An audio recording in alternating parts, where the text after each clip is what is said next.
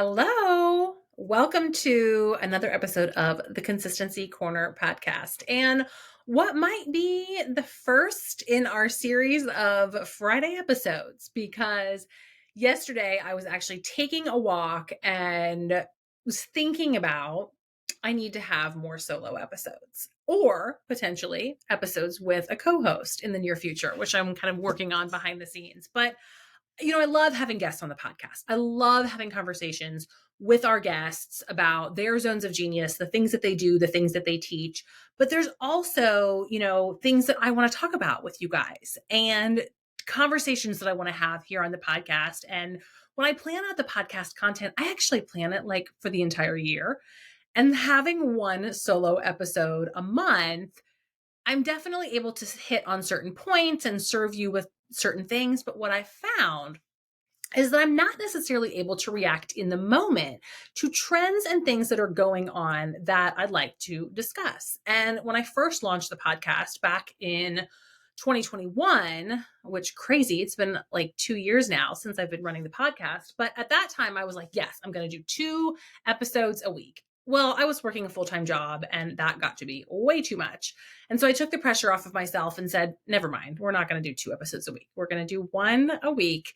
We're going to do 3 guest episodes a month, and we're going to do one solo episode a month. But things in business evolve, things pivot, as we talked about recently on my episode about flopped launches, that we try things, we pivot, we try new things. And so one of the things that I'm going to be trying is some more solo episodes and just kind of conversations behind the scenes about what's going on, what my thoughts are, what my observations are, and the strategies that I'm trying in my business and with my marketing plan. And maybe some of the things that I'm doing could work for you or inspire you to try some new things. And the topic that came up when I was on my walk yesterday was that lately, when it comes to content or social media content in particular, I am bored AF. And I have talked about in the past how social media can sometimes be a huge, huge energy suck.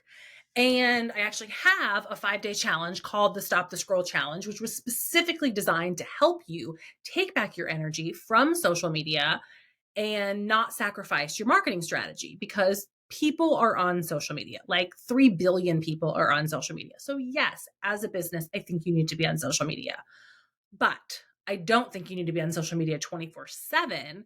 And I can definitely tell you that as a business owner who helps other businesses with social media, it can be draining. And lately, I feel really drained and even bored and burnt out by social media. And maybe that's because of the client work I'm doing. Maybe it's because I've gotten into the bad habits of scrolling. Maybe it's because the content that I'm seeing is boring. There's a lot of reasons. So I wanted to talk about that today and talk through that, about the things that I'm trying to re-energize myself and re-inspire myself around social media. Because here's the thing. There are parts of it that can be fun. There are parts of it that I do like. I like it as a platform to connect with people who live all over the country and even all over the world that I don't, unfortunately, have an opportunity to see in person all the time. I like it for entertainment. It can be fun. We all love a funny meme, right? We like funny reels. It's fun. It can be entertaining. But what happens is when we curate our feed with the wrong content or content that's maybe not serving us, it can start to feel heavy.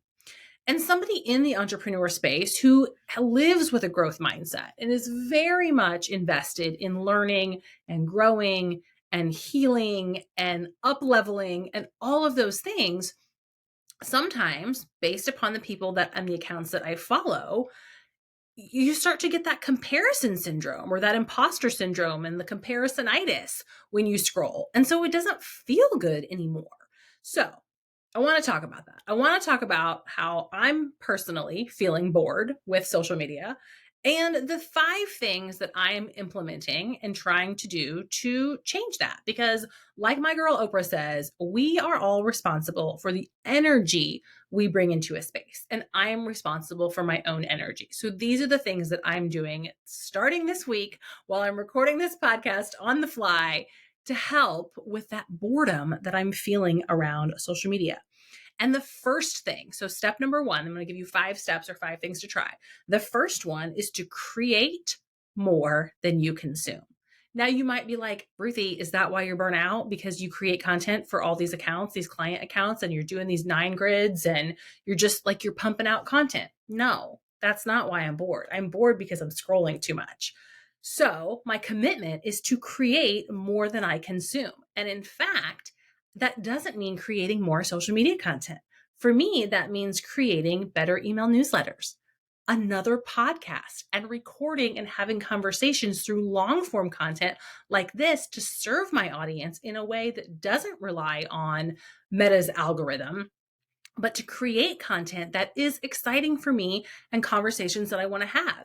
Part of the reason that I thought about adding in a second podcast episode each week is so I can have more conversations. And am thinking about bringing on a co-host or kind of rotating some different co-hosts so that I can have conversations real time with my community and create content that feels like a conversation versus a post, which often feels like talking to a wall because we don't get that like back and forth that we get from conversations. So creating more than I consume and creating more podcast content versus just scrolling is my step number 1 that I'm trying. Number 2 goes back to those conversations. Here's the thing about social media. It's an awesome tool to connect with people if we use it to connect with people. So one of my commitments to myself is to use social media to actually connect with the people that I admire and appreciate, and sending DMs to friends or people whose content I just like and having real life conversations with them. How often, I get on my husband about this all the time, like how often do you see content that resonates with you and you just scroll on by?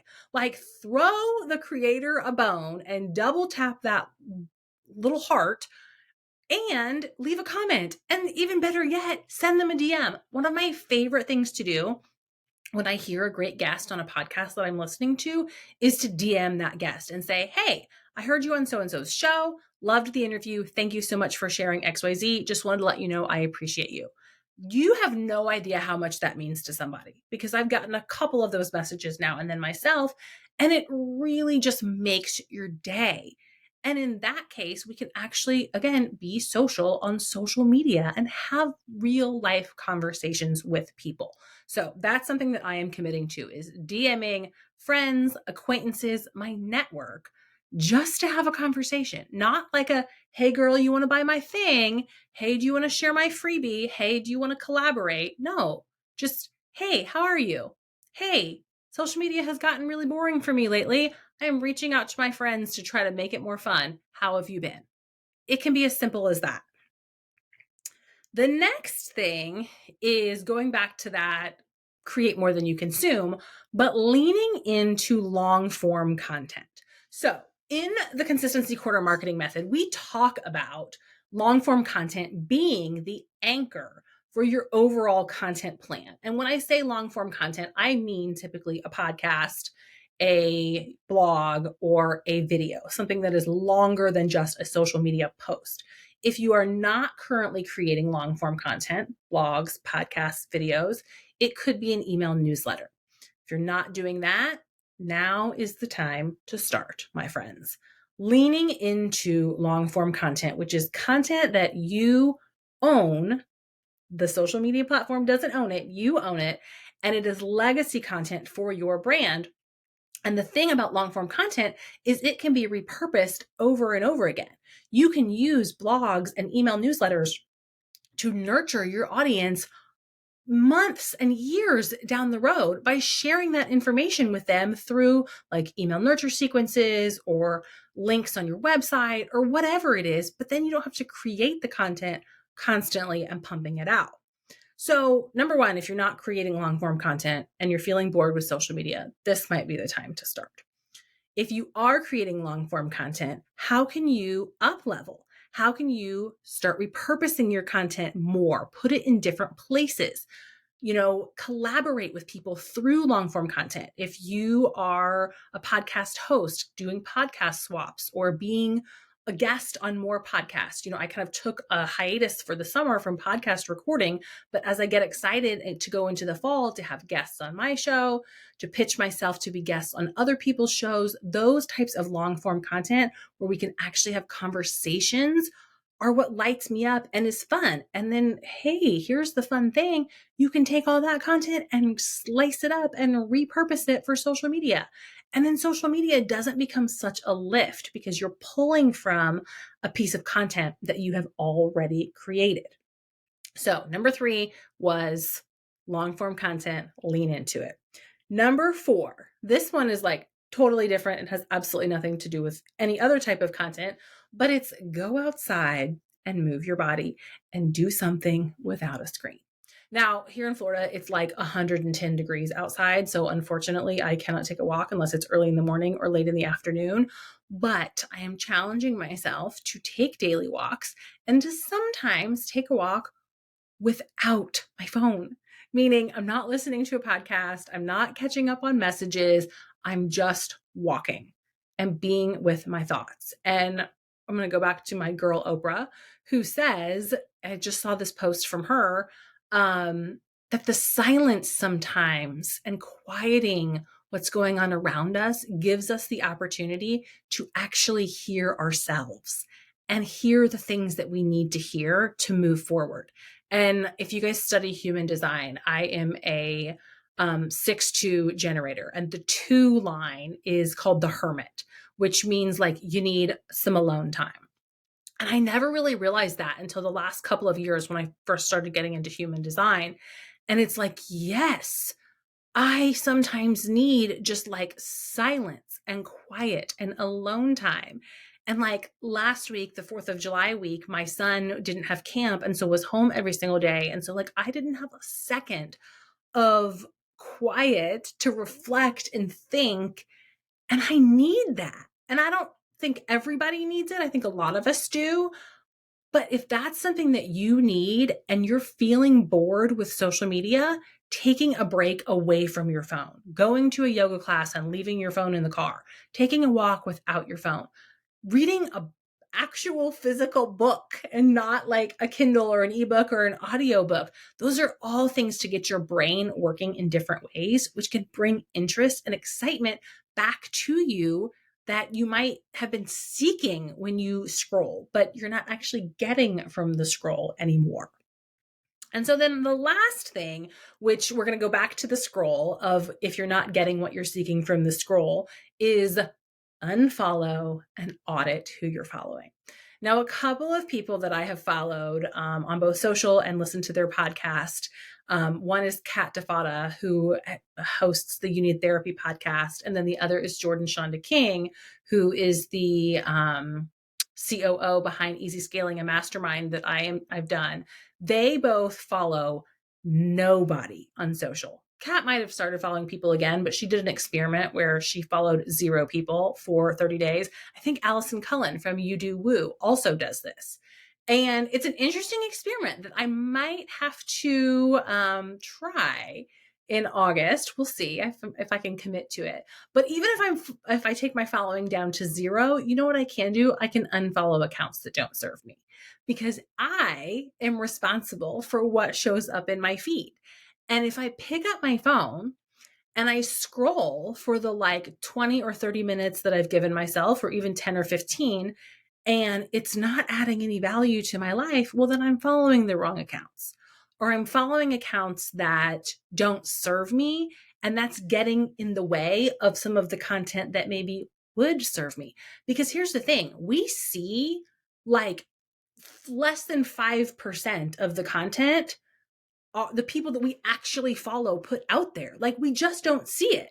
And so if you have certain accounts that you know serve you because they make you laugh or they make you smile or they're inspiring or they're your friends, maybe only follow those accounts or keep a list, kind of a running list of those accounts, and go specifically to their account, engage with their content, and then put your phone down and move on.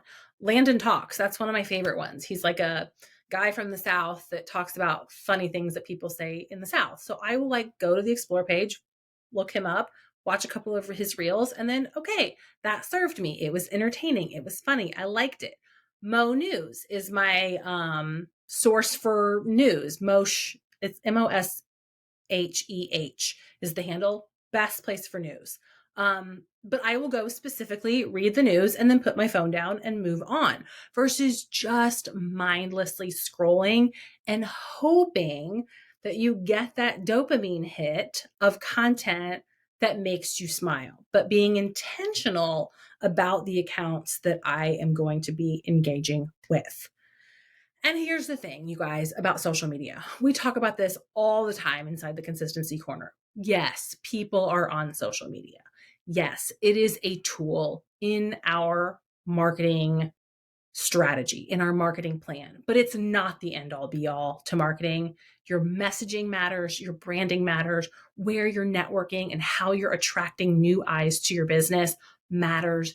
Email marketing matters. The way people navigate your website and finding your content through search engine optimization matters. Referrals and relationships, all of those things, those are all parts of the puzzle. And social media is another part. And so if you're feeling as a business owner burnt out or bored with social media, but you don't feel like the content that you have up there represents your business and you're beating yourself up with I should be creating different content. I should be putting things out there to attract and nurture my clients. Ruthie always says we should be attract, nurture, and convert, and we can use social for that, blah, blah, blah. That's the whole reason that I created the Done For You 9 grid, is because I want you to be able to set it and forget it. And that's what I was able to do when I created my 9 grid, which is what gave me the whole idea for this offer. And I didn't want to have this episode be all about the offer. So we'll just talk about this for a second. But that's one tool of set it and forget it. Have a presence that you feel really excited about and proud of. And then go back to these other 5 things that we talked about to re-energize and re-inspire yourself around social. To be social on social. To use it for relationships, because relationships are what build trust. Trust is what leads to sales. And so thinking about how you can use your energy for those relationships versus just mindlessly scrolling, which is probably sucking your energy dry. And then maybe we won't feel so burnt out and bored with social media, and we can make it fun again. And we can make it a place that we want to hang out sometimes, not all the time, but sometimes. So if this resonates with you and you are also feeling burnt out or bored, let's be social on social media. Send me a DM. Let's talk about it. Talk about what's working for you. Tell me what you're struggling with. I want to chat through it. And stay tuned. This might just be a regular Friday thing. This is our first one, our first pop-up Friday episode based on a trend I'm seeing or things that I wanted to respond to based upon what's happening in my business. But I might be back next Friday with more. So if you like those, let me know. And same thing about co-hosting, because here's the thing, guys. Let's go back to human design. I am a generator, and a generator's gift is to respond, right? Every time I do a podcast on somebody else's show and somebody else interviews me, I'm not going to lie, I'm like, oh my gosh, I'm so smart. I said so many smart things when I was talking to that person. And I'm not saying that to be braggy, but I'm saying that having a conversation and being able to respond to someone and go back and forth pulls out thoughts and insights that I didn't even know that I had. And that can serve you, because then that can get you thinking, and we can have a conversation and serve each other and cheer each other on. Because one of the things that I know for sure is that community serves us more than competition, and that cheering each other on and collaboration and lifting one another up is what makes this whole business owner entrepreneur thing worth it. is the community that we are able to build with one another as we're building this thing. And I always tell people that, moms are so helpful for each other, but like mompreneurs are the next level of that because we are all fighting similar battles. We're in similar boats of like, we want to build this amazing life for our families. We care deeply about our children and our families. And we probably started businesses so that we could do that in a better way and serve our families. And so just knowing that other mompreneurs are like in that boat with you. And now I'm going down a whole rabbit hole of other things when it comes to my values, but having those conversations and that community with people that are kind of in similar boats is what makes it worth it. And it's why we're doing this whole thing and creating these businesses and putting ourselves through the trials and tribulations of entrepreneurship, because it's not always easy. So if any of this resonated with you, send me a DM. Let's chat. If you're interested in maybe being a co-host, a guest co-host, I'm looking for volunteers. So let me know if you'd like to have that conversation on these kind of Friday off the cuff episodes, and we'll chat again soon.